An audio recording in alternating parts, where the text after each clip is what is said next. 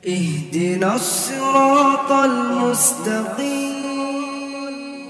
أحييكم بتحية الإسلام. السلام عليكم ورحمة الله تعالى وبركاته. Waalaikumsalam warahmatullahi wabarakatuh. Alhamdulillah.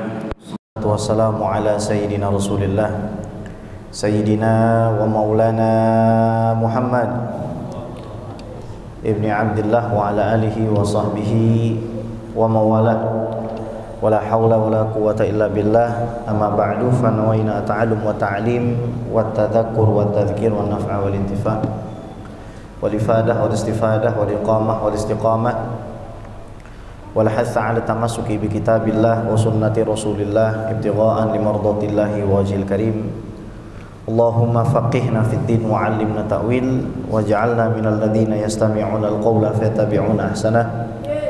Allahumma arinal haqqa haqqan warzuqna ittiba' wa arinal batila batila warzuqna ijtinabah wa adkhilna bi rahmatika fi ibadika shalihin amin ya rabbal alamin. Hadirin wal hadirat yang saya cintai karena Allah, alhamdulillah pada malam hari ini Allah Subhanahu wa taala izinkan kita untuk berjumpa kembali di Masjid Quba yang kita cintai ini. Dalam rangka kita memanfaatkan waktu supaya tidak jadi kriminal.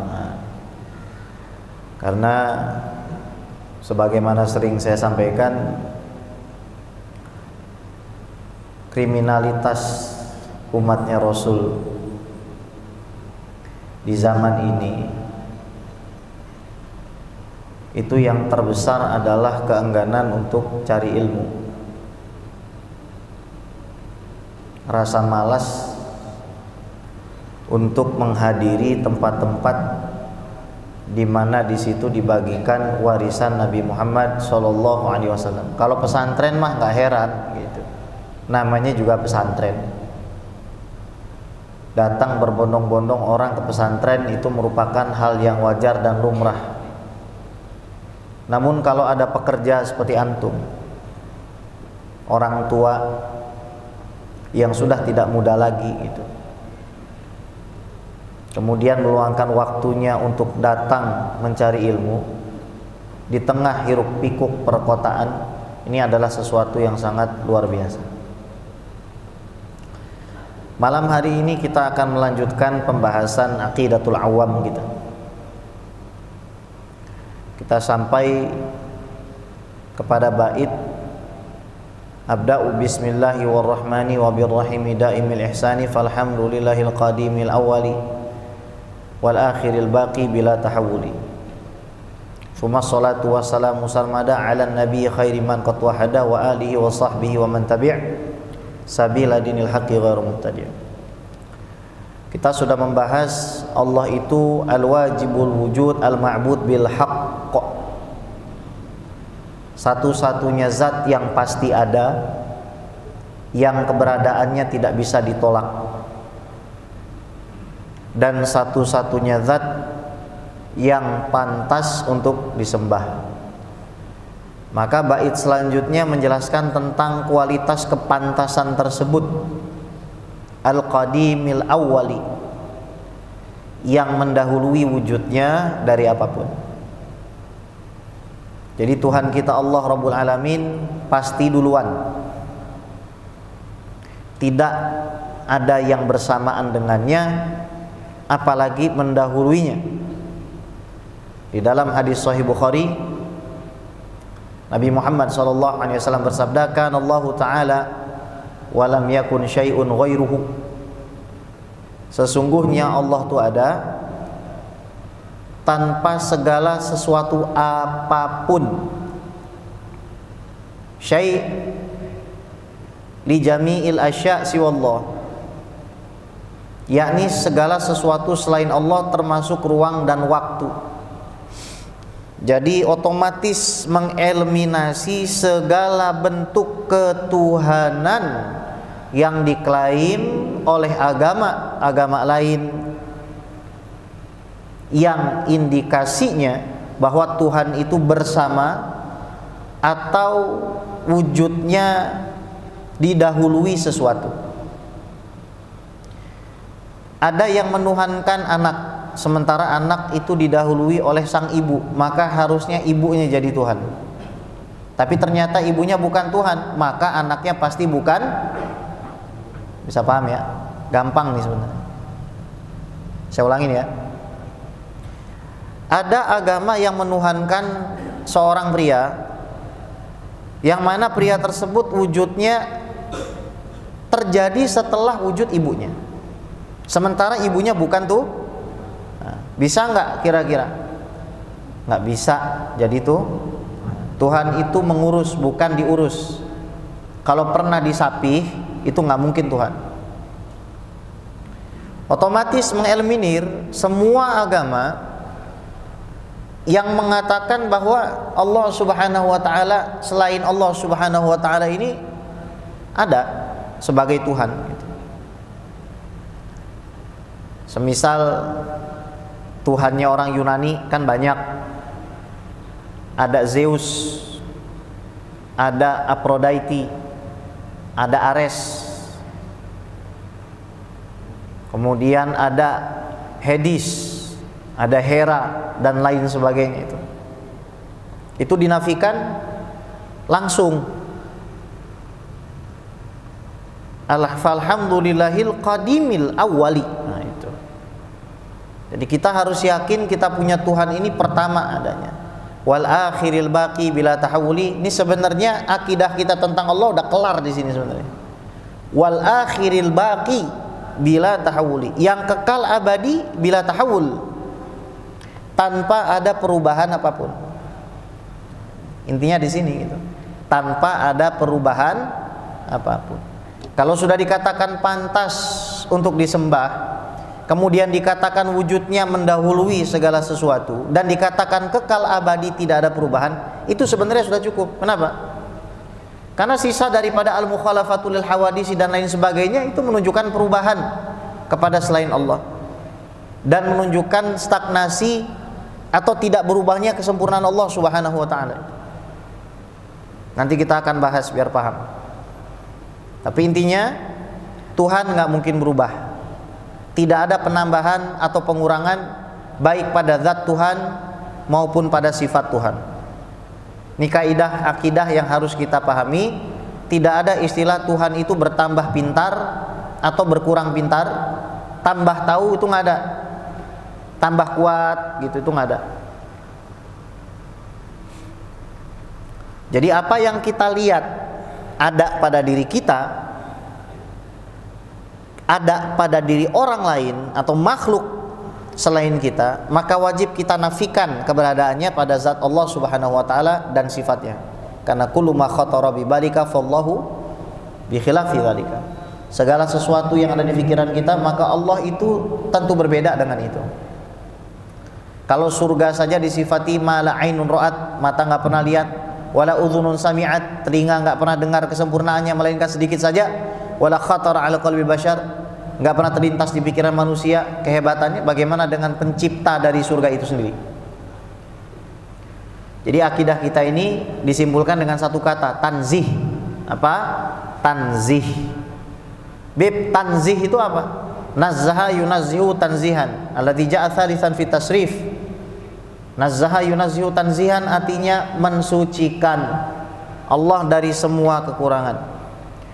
Nah, kalimat tanzih itu akhirnya dipanjangin sama para ulama jadi sebuah kalimat kata itu. Innallaha ta'ala muttasifun bikulli kamal wa munazzahun an kulli naqs. Allah ini disifati dengan segala bentuk sifat kesempurnaan dan dinafikan segala bentuk kekurangan. Namun jangan ketukar ya dengan akidah orang yang mengatakan saya juga tanzih bib, tapi ternyata dia nggak tanzih. Contohnya apa nih? Allah punya tangan, tapi tangannya tidak seperti tangan kita. Itu tanzih bib? Enggak, itu nggak tanzih. Karena namanya tangan itu pasti tersusun.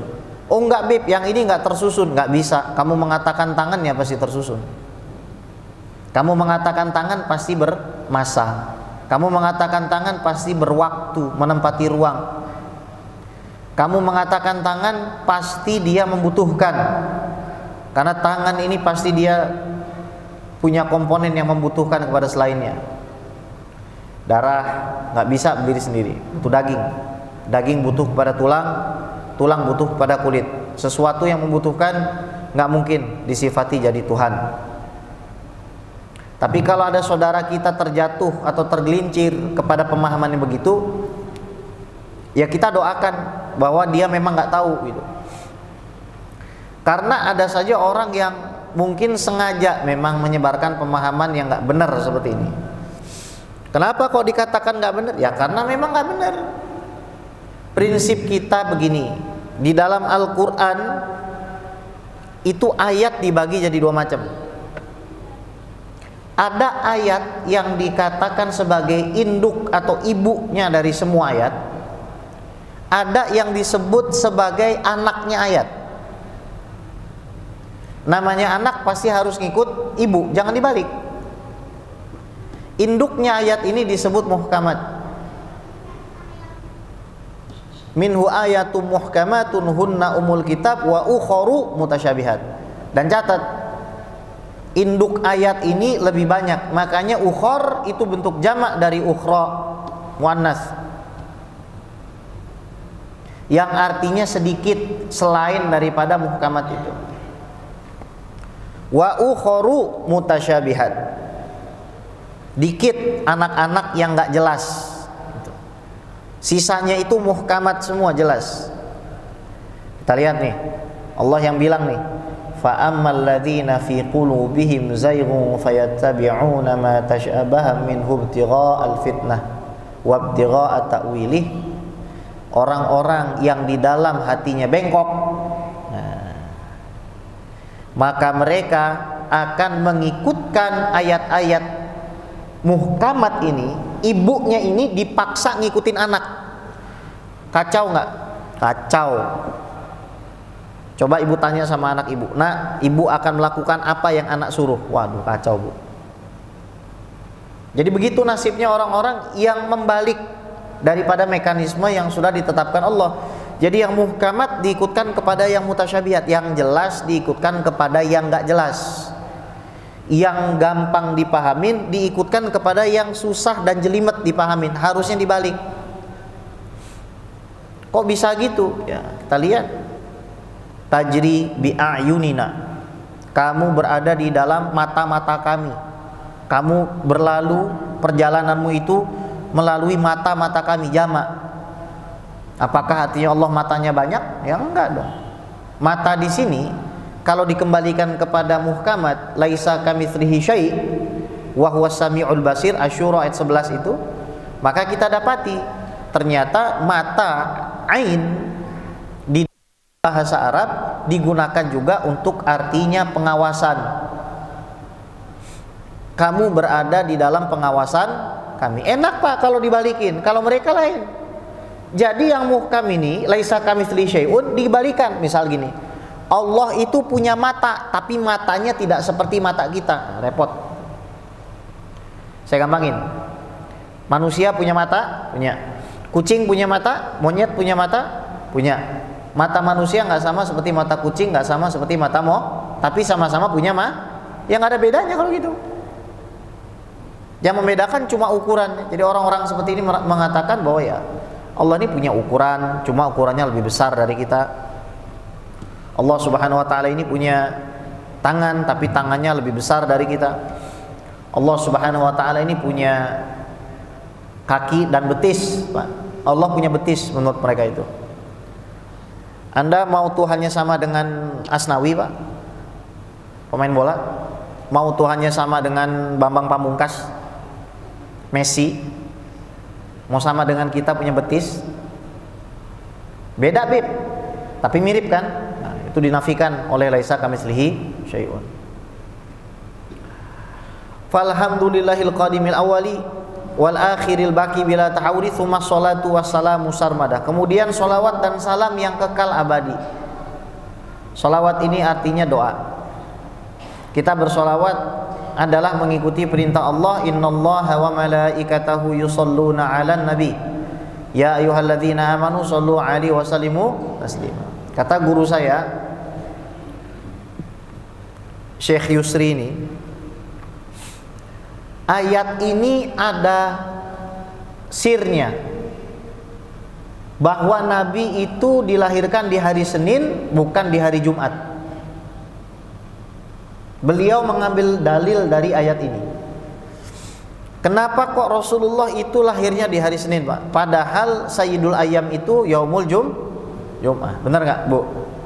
Idul Fuqara wal Masakin, hari rayanya orang miskin tuh hari Senin apa hari Jumat? Jumat. Bagi nasi kotak, Senin apa Jumat? Tapi kenapa Nabi Muhammad lahirnya hari Senin? Yang lahir hari Jumat siapa? Saya, bukan, saya nggak nanya, ibu ya. Yang lahir hari Jumat Nabi Adam alaihis, lahir hari Jumat, nikah hari Jumat, diturunin hari Jumat, meninggal hari Jumat. Hari Jumat ini istimewa, mulia, betul.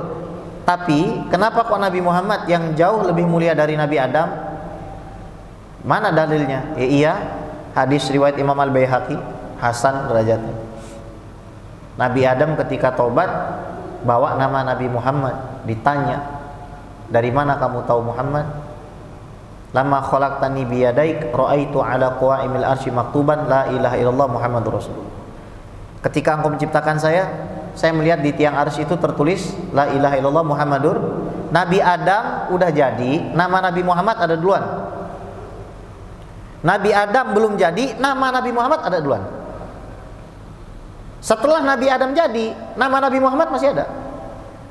Fa'araftu annaka la tudifu ismaka illa ila ahabbil khalqi ilaika. Maka saya tahu engkau tidak akan menyandarkan namamu kecuali kepada orang yang paling kau cinta, Muhammadur Rasul. Makanya para ahli nahwu itu mengatakan mubtada khobar yang paling top itu ya Muhammadur Rasulullah. Paling topnya mubtada khobar itu Muhammadun Rasulullah. Muhammad adalah utusan Allah, itu ayat Al-Quran. Walhasil ya, kita bersolawat itu perintahnya Allah. Nah, kenapa Nabi lahir hari Senin? Kita lihat, innallaha wa malaikatahu yusholluna 'alan nabi ya ayyuhalladzina amanu shollu 'alaihi wa sallimu taslima. Lihat, Allah bersolawat kepada Nabi Muhammad, memerintahkan malaikat bersolawat kepada Nabi Muhammad. Saya tanya nih, pada apal surat Al-Ikhlas enggak? Apal enggak? Qul huwallahu ahad. Ahad itu hari apa, Bu? Oke. Habis Ahad hari apa? Bahasa Arabnya Senin apa? Itsnain. Itsnain itu angka berapa? Paham nggak? Paham nggak nih? Yang Ahad siapa? Allah. Yang Itsnain siapa? Rasulullah. Makanya Allah ciptakan Nabi Muhammad dan dilahirkan di hari Senin karena itu isyarat sedekat-dekatnya ciptaan kepada Allah itu cuma Nabi Muhammad.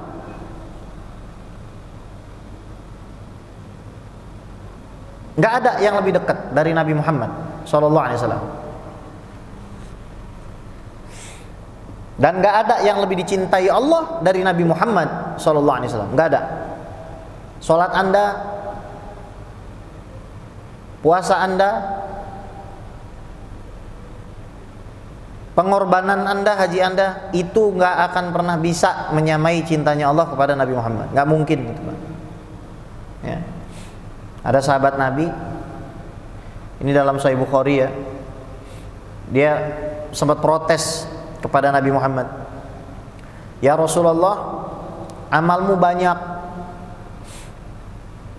engkau masuk surga, kami amalnya biasa-biasa aja, kami hendak melakukan yang lebih dari engkau ya Rasulullah. Lalu kata Nabi sambil marah, wallahi inni la'a'lamukum billah wa akhsyakum. Saya ini orang yang paling kenal Allah dibandingkan kalian, dan saya orang yang paling takut kepada Allah. Akhirnya Imam Ibnu Hajar kasih komentar, di sini dalil bahwasanya kuantitas ibadah itu nggak akan bisa mengalahkan kualitas ibadah. Sholawat satu kali khusyuk Ini kata Habib Salim Asyatiri nih ya. Orang yang sholawat diterima itu maksudnya sholawat pahalanya 10, kemudian 10 pahala ditambah, 10 dosa dihapus, 10 derajat diangkat. Kata Habib Salim Asyatiri, ini kalau sholawatannya sambil lalai. Kalau sholawatannya itu nggak lalai, itu wallahu a'lam bithawabihi, cuma Allah aja yang tahu seberapa besar pahalanya. Yang lain nggak ada yang tahu, Pak. Maka jangan pernah kita ngeremehin sholawat kepada Nabi Muhammad sallallahu alaihi wa ala alihi wasallam. Karena hanya dengan sholawat kepada Nabi ini kita bisa dibukakan pintu-pintu rahmat, dibukakan dari tafrij kurub, musibah, kesempitan semua dilapangkan oleh Allah dengan memperbanyak sholawat kepada Nabi Muhammad sallallahu alaihi wa ala alihi wasallam. Tsumma sholatu wassalamu, kita mendoakan keselamatan bagi Nabi Muhammad SAW. Salawat yang paling afdal itu salawat Ibrahimiyah. Allahumma sholli ala Sayyidina Muhammad wa ala ali Sayyidina Muhammad kama shallaita ala Sayyidina Ibrahim wa ala ali Sayyidina Ibrahim wa barik ala Sayyidina Muhammad wa ala ali Sayyidina Muhammad kama barakta ala Sayyidina Ibrahim wa ala ali Sayyidina Ibrahim fil alamin innaka Hamidum Majid. Coba bayangin salawat kepada Nabi Muhammad. Kalau kita nggak sholawat sama Nabi Muhammad, sholat kita nggak sah, Pak. Di dalam sholat itu nggak ada nama siapapun, Pak, yang kita sebut selain nama Allah dan nama Nabi Muhammad. Maka di dalam hati kita seharusnya nggak ada selain Allah dan Nabi Muhammad. Karena nanti kita semua bakal minta tolong sama Nabi Muhammad. Maka jangan bikin sedih hati Nabi Muhammad. Gimana cara bikin sedih hati Nabi Muhammad? Caranya antum tidak memaafkan orang yang zalim kepada antum. Nanti di akhirat kalau ada orang masuk neraka gara-gara antum nggak ridho sama dia, kira-kira Nabi sedih nggak? Pernah baca surat Ad-Duha kan? Wala saufa yu'tika rabbuka fatardha? Ada yang tahu artinya, Bu? Bu, berapa tahun salat duha? Saya tanya benar-benar, berapa tahun sholat duha? 30 tahun. Apa artinya wala sawfa yu'tika rabbuka fatardha? Dan langsung gini-gini. Ya, benerin mau kena. Ya, langsung cari. Ya, cari terus. Bagus Bu, cari, belajar. Saya tanya tuh, apa tuh artinya wala sawfa yu'tika rabbuka fatardha? Dan sungguh Tuhanmu akan memberikan kamu sampai kamu puas. Kira-kira Nabi puasnya bagaimana? Puasnya Nabi. Kalau semua umatnya yang bersyahadat masuk surga, itu Nabi baru puas. Nabi itu nggak akan pernah tenang. Pak, Anda pikir Nabi bakalan bisa makan di surga, Pak? Ngelihat ada umat yang masuk neraka. Terus gara-gara kita nggak mau maafin orang yang zalim sama kita, tuh orang masuk neraka. Terus ente bikin Nabi senang atau bikin Nabi susah sebenarnya?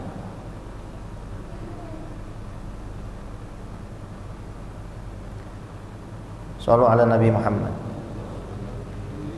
Nah ya, jadi harus kita pahami juga nih. Itu salam kepada Nabi Muhammad, kita doakan keselamatan.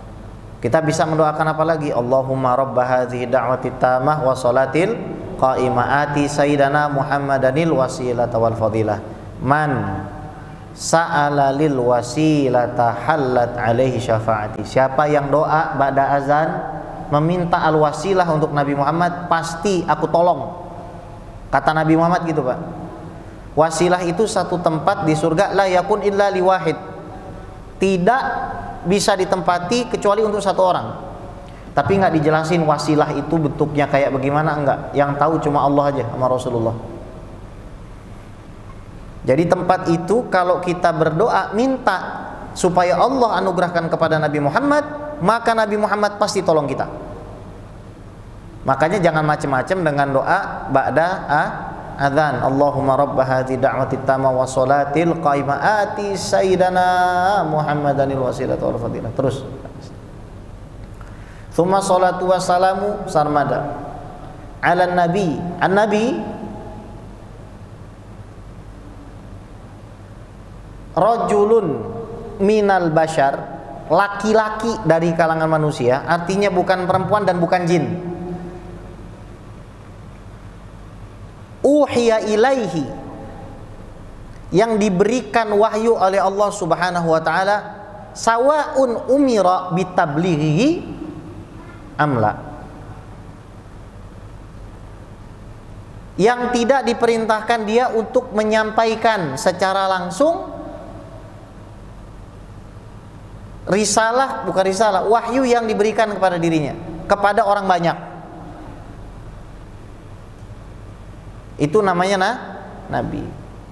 Kalau rasul, rajulun minal bashar uhiya ilaihi wa umira bitablighi, laki-laki dari kalangan manusia yang diberikan wahyu kemudian diperintahkan untuk tabligh, menyebarkan dan menyampaikan, itu rasul. Fakullu rasulin nabi wa laysa kullu nabiyyin rasul. Setiap rasul pasti nabi, tapi tidak setiap nabi itu rasul. Jumlah nabi nggak ada yang tahu. Adapun angka 124.000 yang sering disampaikan itu, Imam Al-Baijuri Burhan, Syekhul Azhar, itu menolak angka ini. Katanya nggak ada riwayat yang valid menyebutkan angka 124.000 itu. Yang ada kalau kita sebut 124.000, khawatirnya lebih, yang lain kagak masuk. Khawatirnya kurang, kita jadi nambah-nambahin. Yang wajib kita imanin ada 20 karena terdapat di dalam Al-Quran khobar mutawatir. Mutawatir itu artinya riwayat yang diriwayatkan banyak pihak setiap generasi. Dari zaman Nabi banyak, tabi'i sahabat banyak, tabi'in banyak, ya, itu namanya mutawatir. Yang mengingkari khobar mutawatir dihukumi kafir sama para ulama. Bu, zaman sekarang orang kalau nggak percaya jin dan setan, kafir hukumnya. Halo, baru dengar ya? Emang ada surat jin di dalam Al-Quran buat apa? Buat pajangan? Ya. Jadi bukan cuma nggak percaya sama Allah, nggak percaya sama setan yang degil begitu aja, kafir orang. Gua nggak percaya sama setan, gua percaya manusia ini bisa mengontrol dirinya sepenuhnya. Kasih nih dalam Al-Quran. Wa idh qala rabbuka lil malaikati isjudu li adama fasajadu illa iblis. Lihat. Mulai tersesat, iblis di pemikiran. Waduh. Di zaman sekarang ada tuh panji manusia milenium. Pengen khotib Jumatnya perempuan. Yang imamnya juga pengennya perempuan. Bu, mau ngimamin? Gua yang kagak mau, Bu. Ente mau, Bu, jadi imam? Siap. Jadi khotib. Ini syariat, ini ada aturannya. Al-Quran nanti bakalan diatur juga. Alasannya apa? Kebebasan berpikir. Afala ta'qilun, afala tatadabbarun. Dipakai itu ayat-ayat itu. Udah basi kita ngurusin beginian. Dari zaman dulu orang mau ngerubah ngutak-ngatik Al-Quran itu. Sampai 200 tahun yang lalu masih ada yang berusaha. 70 tahun yang lalu masih ada yang berusaha. 50 tahun yang lalu masih ada. Dan sampai hari kiamat akan ada orang datang dengan mengatasnamakan ilmiah, kemudian mengatakan aneh banget Al-Quran. Katanya wahyu pertama Iqra bismi rabbikal ladzi khalaq, di ujung awalnya kok bukan Iqra tapi bismillahirrahmanirrahim. Itu namanya tafkik. Tafkik itu dekonstruksi, metode yang digunakan orang-orang orientalis untuk merubah Al-Quran jadi kitab sejarah gitu. Kalau kita tanya, ente nyusun berdasarkan apa? Berdasarkan asbabun nuzul. Ya udah ente kumpulin berapa asbabun nuzul. Anda tahu jumlahnya? 888. Itu belum dengan pemisahan mana yang sahih, mana yang dhaif. 888. Ayat Quran 6236. Berarti sisanya nggak ada asbabun nuzul. Terus gimana tuh? Al-Quran tuh bukan kitab sejarah, tapi kitab hidayah. Di dalamnya ada sejarah. tapi tetap saja kitab hidayah. Susunan Quran itu tauqifi, Pak. Jadi kalau ada orang tanya kenapa Al-Quran itu bukan 40 juz, tauqifi. Apa namanya? Tauqifi. Tauqifi itu istilahnya sesuatu yang memang ditentukan oleh Allah dan Nabi Muhammad sallallahu alaihi wa alihi wasallam. Itu bukan ijtihad Sayyidina Umar, Abu Bakar, Utsman, bukan. Itu semua Allah tauqif.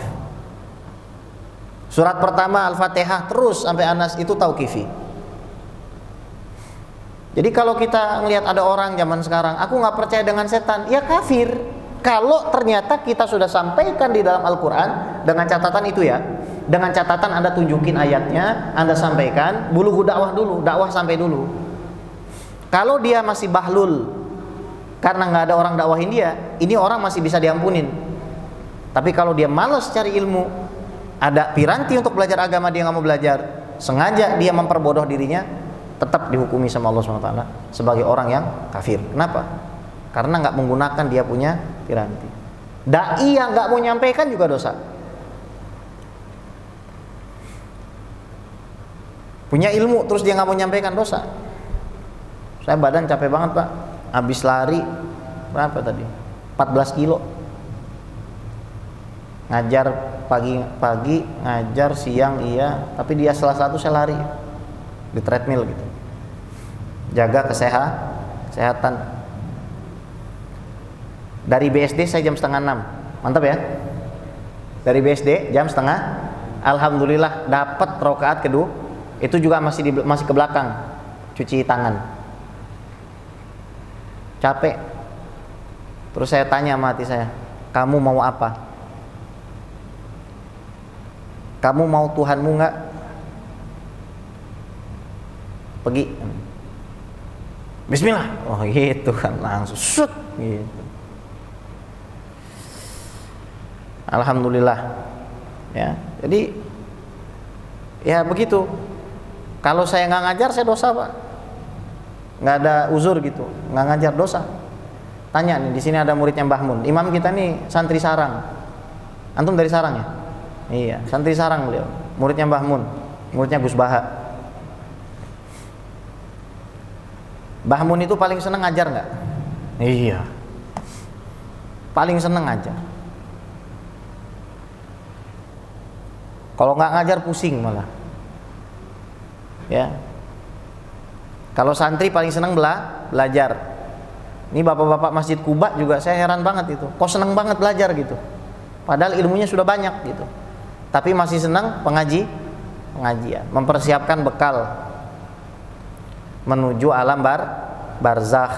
Karena bekal kita itu adalah dengan ilmu. Coba lihat Nabi Adam, malaikat disuruh sujud gara-gara apa? Gara-gara Nabi Adam lebih kuat? Enggak juga. Badannya lebih besar? Enggak juga. Cahayanya lebih terang? Wallahu a'lam.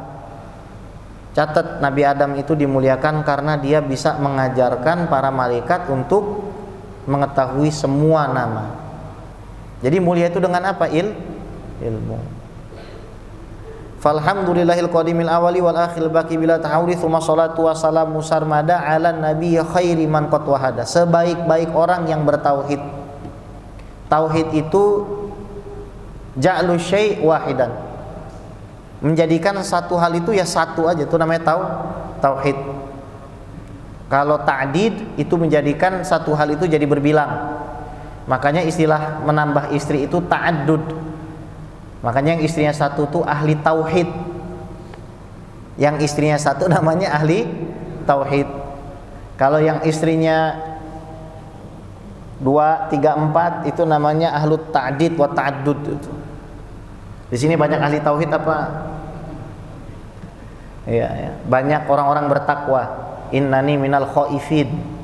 Aku dari orang-orang yang takut kan gitu. Shallallahu ala Nabi Muhammad. Taib. Jadi Nabi. Nah, kita lihat ada kisah Nabi Khidir. Nabi Khidir ini Nabi bukan Rasul. Tapi Nabi Musa yang Rasul, kalimullah ulul azmi.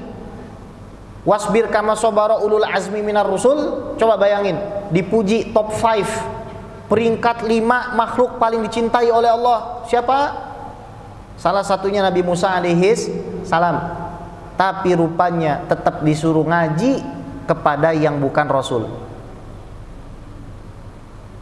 Sebabnya apa? Karena Nabi Musa bilang, nggak ada di dunia ini yang lebih alim dari saya, ketika ditanya sama Bani Israel. Nabi Musa nggak sombong, ngejawab sesuai dengan pengetahuan Nabi Musa. Di zaman itu memang nggak ada orang bisa ngobrol sama Allah langsung selain Nabi Musa. Ya masa Nabi Musa sombong? Halo, orang sombong nggak masuk surga. Ini belajar akidah, makanya kudu gurunya hati-hati juga ngajarin. Inilah bukti kalau kesombongan. Buset, Nabi dibilang sombong lu. Lu ngaji di mana sih lu? Nabi dibilang sombong. Nabi Musa ngomong kayak begitu gak sombong, kenapa? Emang sesuai ilmunya. Ternyata dikasih tahu sama Allah, ada orang yang alim, namanya Khodir. Sampai dijadikan bab khusus dalam Sahih Bukhari, bab tentang Musa dan Khidir. Bab khusus tentang Nabi Musa dan Nabi Khidir alaihis salam. Lihat tuh Nabi Musa ngaji, seorang nabi ngobrol langsung sama Allah. Mantep banget pengalamannya, bisa belah laut, mau ngaji. Kita belah laut kagak bisa, keteknya nggak keluar cahaya. Kalau kita buka ketek, apa yang keluar Pak, Bu? Hah? Ya kan? Tapi ngaji kagak mau, sombong. Gue mau udah denger nih, gue udah pernah denger nih ini nih. Gak bagus nih ngaji nih. Buat apa gue ngaji sama dia nih?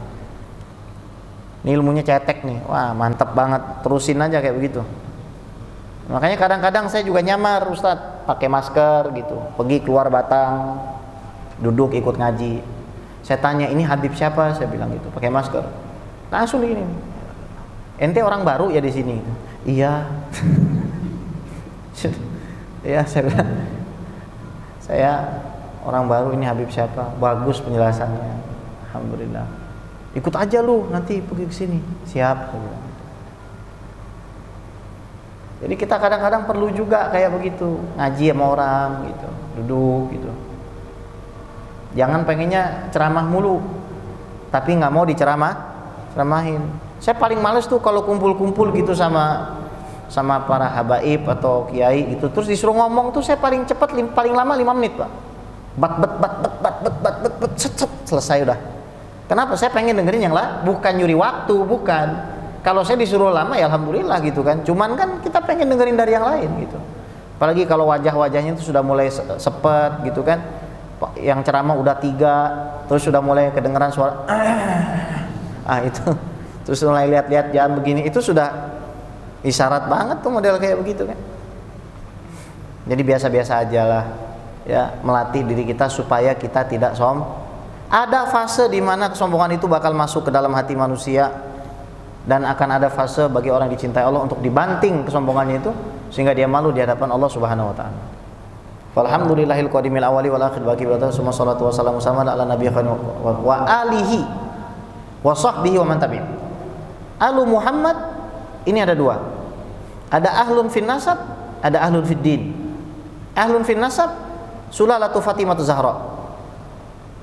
Ahlu Rasulillah, keluarga keturunan Siti Fatimah, dari Sayyidina Hasan dan Sayyidina Husain, baik Al-Hasani maupun Al-Husaini, itu adalah ahlul bait fin nasab. Ada ahlul fid din, sebagaimana mazkur, dan ini diiktiraf oleh Imam Nawawi, ahlu Muhammad kullu taqi, ahlu Muhammad kullu taqi. Jadi keluarga Nabi Muhammad itu semua orang yang bertakwa. Ada riwayat lagi, ahlu Muhammad kullu mu'min. Setiap orang beriman itu keluarga Nabi Muhammad sallallahu alaihi wa ala alihi wasallam. Keluarga bukan fin nasab, tapi fid din, di dalam agama. Makanya kita doa, Allahumma ighfir lil mu'minina wal mu'minat wal muslimina wal muslimat. Ini syamil kamil bagi setiap orang Islam yang beriman. Mengajarkan kita untuk tidak egois, mikirin diri sendiri. Ihdinas siratal mustaqim. Jamak lagi kita semua. Jadi Anda sholat ihdinas siratal mustaqim, doain semuanya, jamaah yang lagi sholat bareng antum, doain semoga semuanya dikasih hidayah, semua orang Islam dikasih hidayah ya. Allah maghfir li ummati Sayyidina Muhammad, ya Allah ampuni dosa semua umat Nabi Muhammad. Allah mastur umat Sayyidina Muhammad, tutup aibnya umat Nabi Muhammad. Allah majbur umat Sayyidina Muhammad, perbaiki keadaan umat Nabi Muhammad. Allahumma izza umat Sayyidina Muhammad, muliakan semua umat Nabi Muhammad. Allahumma karrim wa azim umat Sayyidina Muhammad, tinggikan, besarkan, agungkan umat Sayyidina Muhammad. Jadi bukan hanya pengen duit, ya Allah pengen, kan gitu. Jadi saling mendoakan, kita doain, berarti malaikat doain Ki. Kalau semua orang beriman ya berarti berapa miliar yang antum doain? Berarti malaikatnya berapa miliar yang doain antum? Pernah kepikiran nggak ke sana? Kalau kita mengatakan Allahumma ghfir lil mu'minina wal muslimina wal al ahya, yang hidup minhum wal amwat, dan yang mati, kira-kira ada berapa M? Sementara Nabi mengatakan Allah kirim malaikat bagi siapa yang mendoakan saudaranya bidzahril ghaib, tanpa sepengetahuan saudara-saudaranya itu, untuk mengatakan walaka bimithlihi, dan kamu akan mendapatkan yang serupa. Berarti kalau kita doain Allahumma ighfir lil mu'minina wal mu'minat wal muslimina wal muslimat, berapa ya, malaikat yang doain kita? Kita nggak tahu. Ya. Taib. Itu Alu Muhammad. Jadi keturunan Siti Fatimah, karena memang semua nasab itu dari laki-laki kecuali nasabnya kepada Rasulullah adalah dari Siti Fatimatuz Zahra alaiha salam. Dan nyebut alaiha salam atau alaihi salam itu boleh kepada keluarga Nabi, Siti Fatimah, Sayyidina Husain alaihi salam. Cuman jangan berlebihan. Jangan hulu dan ekstrim di dalam mencintai keluarga Nabi sampai benci sahabat Nabi. Jangan hulu di dalam mencintai sahabat Nabi sampai benci keluarga Nabi. Bentar lagi Muharram nih. Muharram nanti ada Asyura, hari kematiannya Sayyidina Husain.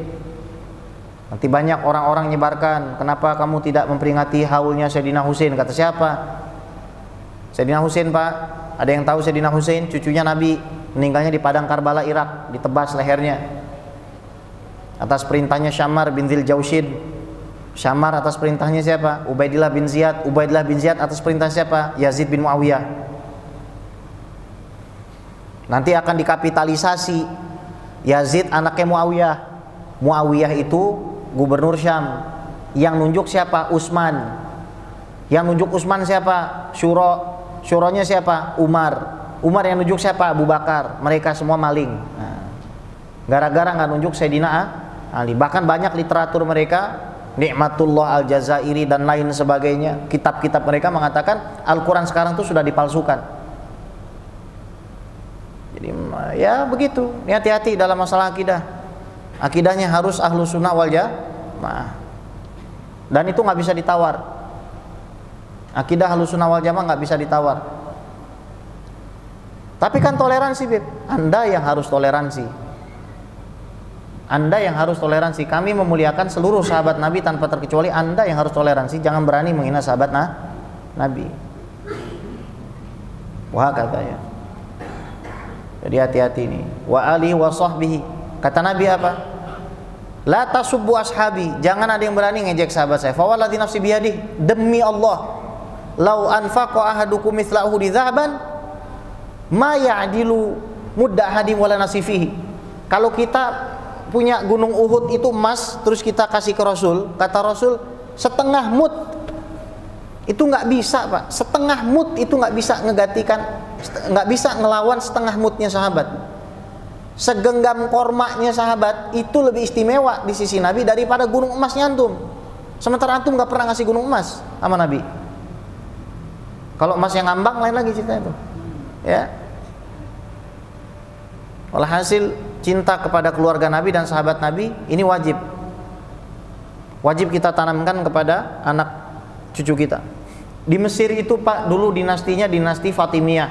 Itu abad keempat Hijriah. Syiah, Pak. Laknat kepada Abu Bakar dan Umar itu ditulis pakai tinta emas di masjid. Bukan pakai tinta material cat, duko, bukan. Bukan pakai apa tuh, Nippon Paint, bukan. Pakai emas. Laknatullah ala syaikhain Abi Bakar wa Umar.